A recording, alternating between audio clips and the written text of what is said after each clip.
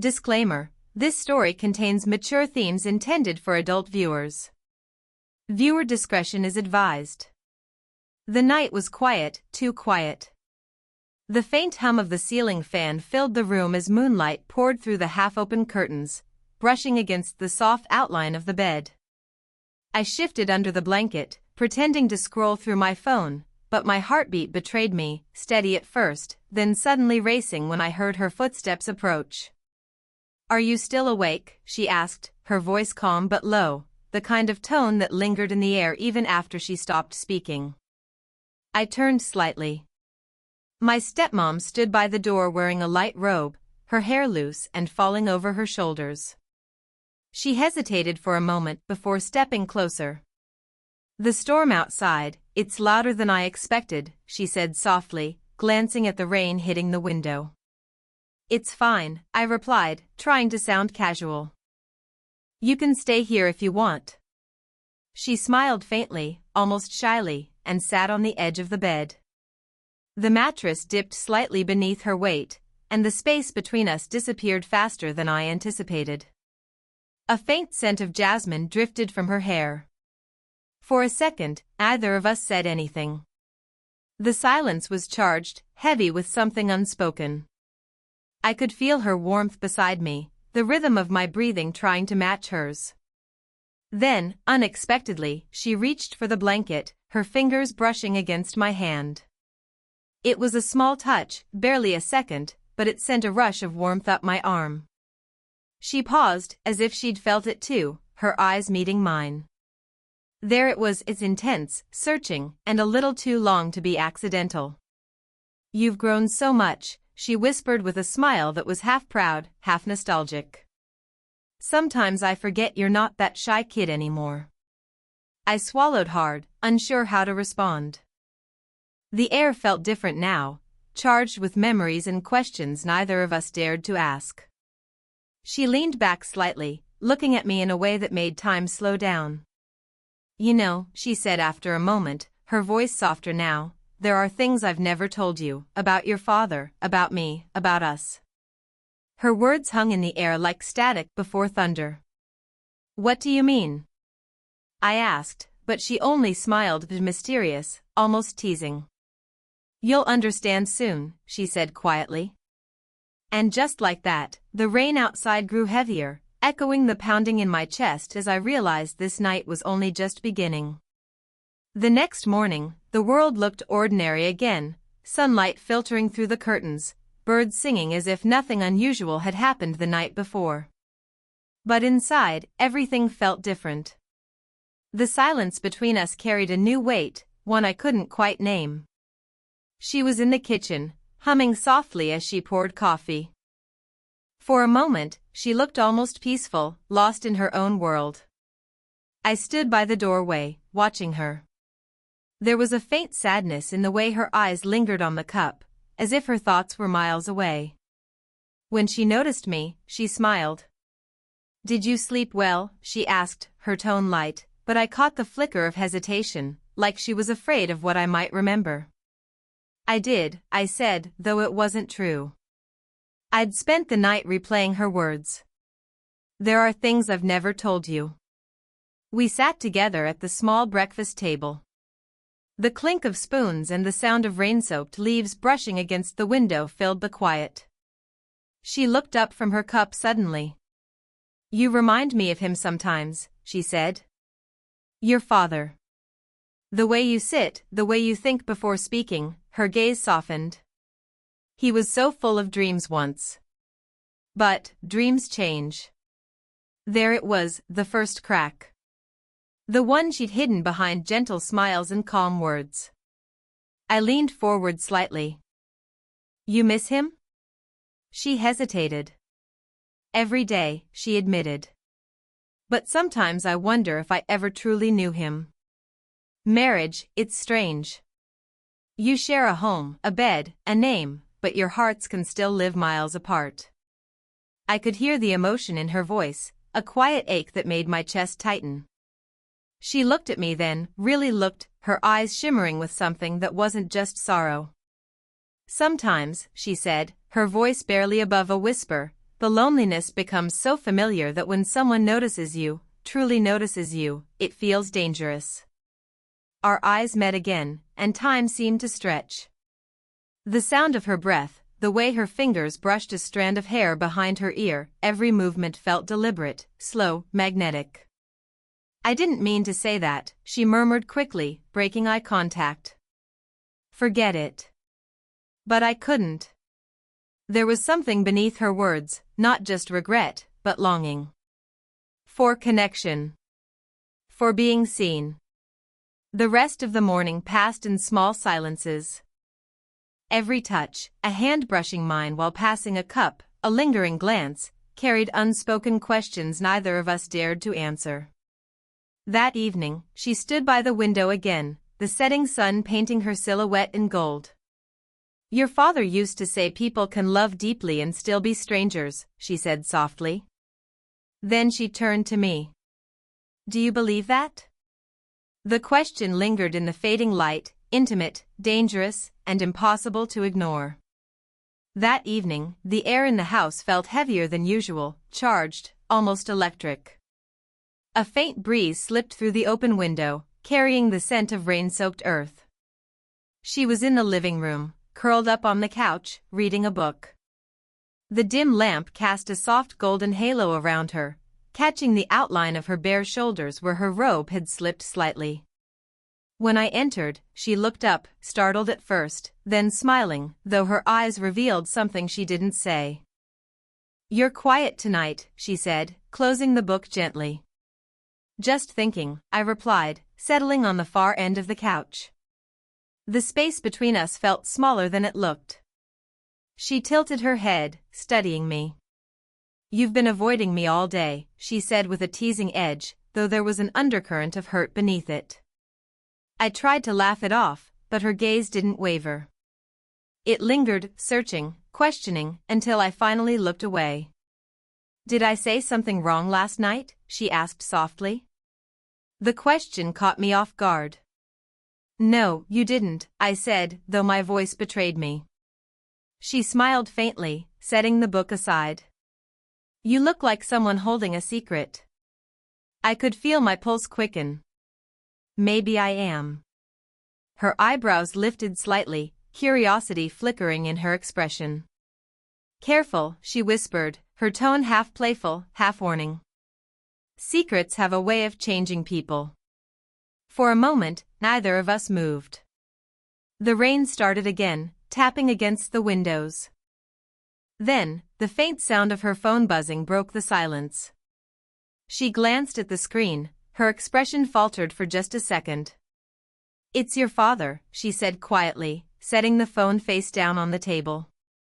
"He's working late again."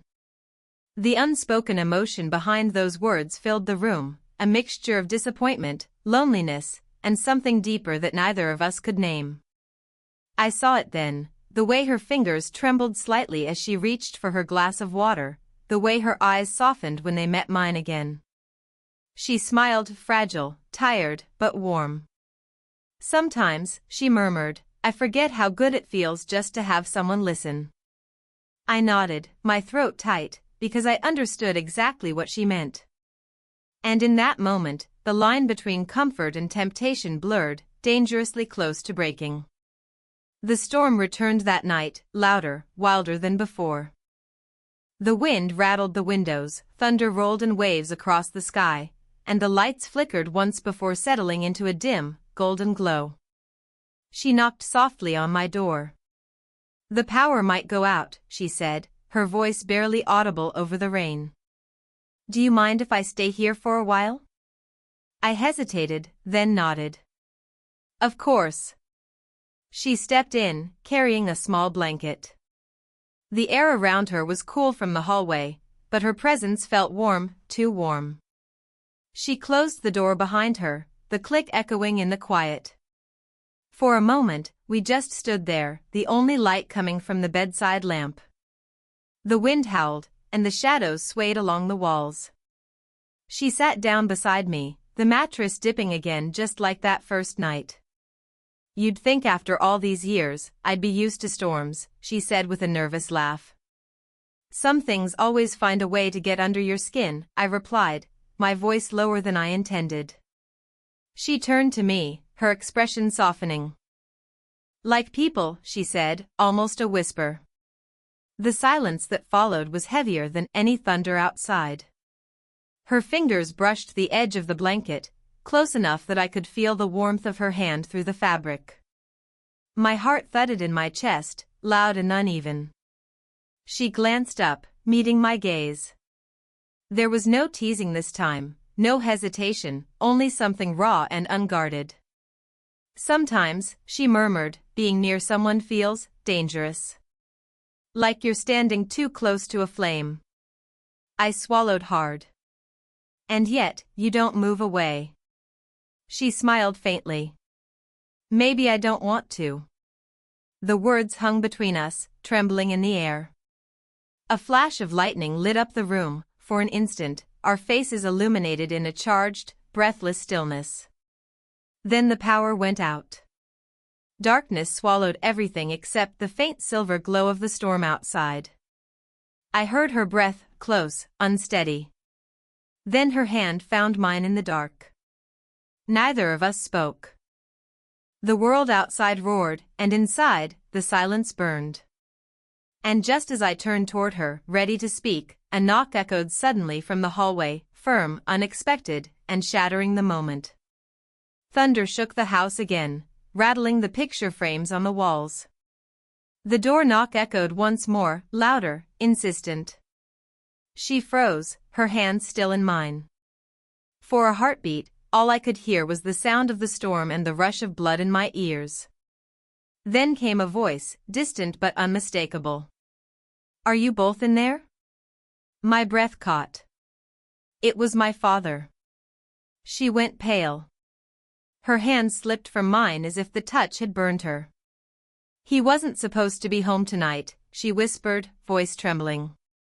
I stood quickly, pulse racing. The door creaked open just a few inches, enough for light from the hallway to spill into the dark room. He stood there, drenched from the rain, eyes darting between us, suspicion already forming in his expression. What's going on here? He asked, his voice low, strained. She swallowed hard. The power went out, she said quickly.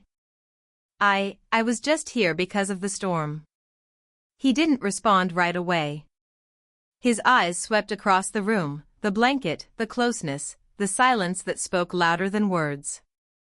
I could see the realization flicker across his face, and then something else, pain. Just the storm, he asked again, softer this time, but the tremor in his tone betrayed him. The room felt too small, too fragile to hold what was happening. She rose slowly, meeting his gaze with tears in her eyes. You haven't called in days, she said, her voice cracking. You've been so far away, I didn't even know if you still saw me. He flinched. That's not fair. Isn't it, she said, her voice suddenly sharp. You buried yourself in work, in silence. I've been here, trying to remember what it feels like to be noticed. The storm outside roared louder, mirroring the chaos inside. I stepped back, torn between guilt and confusion, realizing this wasn't just about last night, it was about years of things unsaid.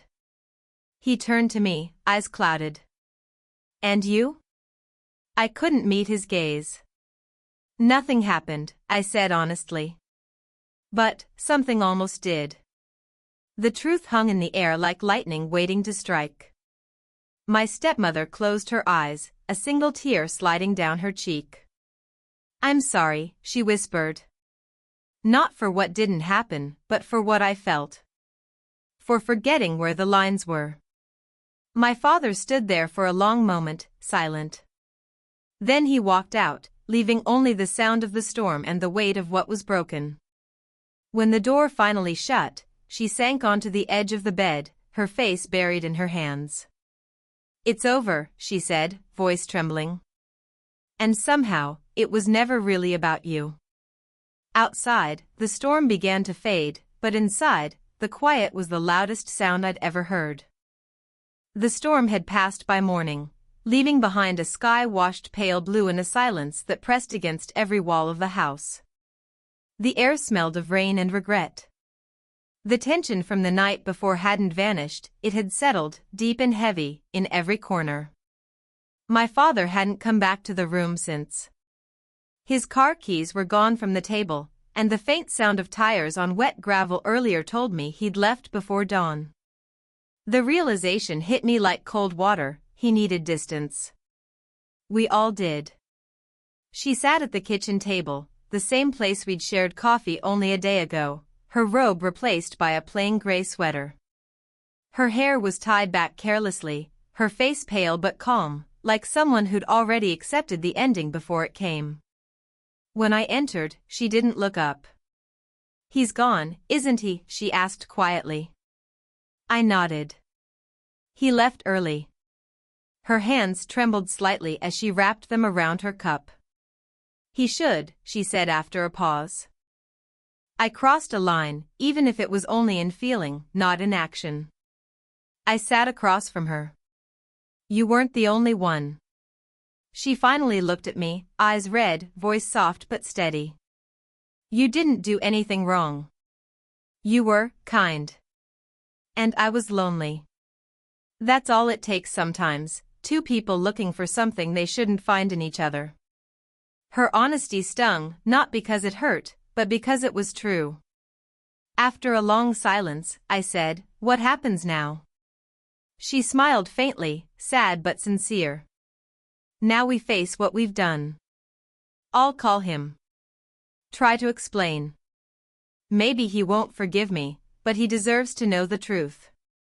I nodded, though my throat felt tight. "And us?" Her eyes softened. "We'll be okay. But we need to forget the part of this that almost became something else." The sunlight broke through the window then, streaking across the kitchen floor, washing her face in gold. She reached across the table and placed her hand over mine one last time, not in longing, but in gratitude. "You helped me remember what it feels like to be seen," she said. "Now I need to find a way to see myself again." Her words hung between us, tender and final. Hours later, I watched her pack a suitcase, slow, deliberate movements, pausing now and then to breathe through tears she didn't want me to see. When she finally closed the door behind her, the house felt larger, emptier, echoing with memories that hadn't had time to fade. Outside, the last of the storm clouds drifted away, leaving sunlight glinting on the wet pavement, a quiet promise that something new could begin after the wreckage. The weeks that followed were quiet, like the calm after a long, restless storm. The house no longer felt heavy, instead, it held the soft echo of healing. My father eventually returned, not with anger, but with the weariness of a man who had spent too long running from his own heart. When he stepped through the door, she froze, still holding a cup of tea in her hands. The look they shared was not of accusation, but of recognition, two people who had both been lost and finally found their way back. "I shouldn't have left," he said quietly. "But I needed to understand what I was afraid of losing." Tears welled in her eyes. "I never wanted to hurt you," she whispered. "I just forgot what love was supposed to feel like." He nodded slowly, stepping closer. "Maybe we both did." It wasn't forgiveness that passed between them first, it was understanding. The kind that comes only after breaking and rebuilding. I stood there, watching the distance between them close inch by inch until his hand rested over hers again, simple and sincere. For the first time in months, the house felt warm. Later that evening, as the three of us sat outside on the porch, the sunset spilled across the sky in deep shades of pink and gold. The air smelled of rain and jasmine, the same scent that had lingered that night, only now, it carried peace instead of tension. She looked at me and smiled gently. "You taught me something," she said. I frowned slightly. "What's that?" "That love isn't about who fills the silence," she said softly. "It's about who listens through it."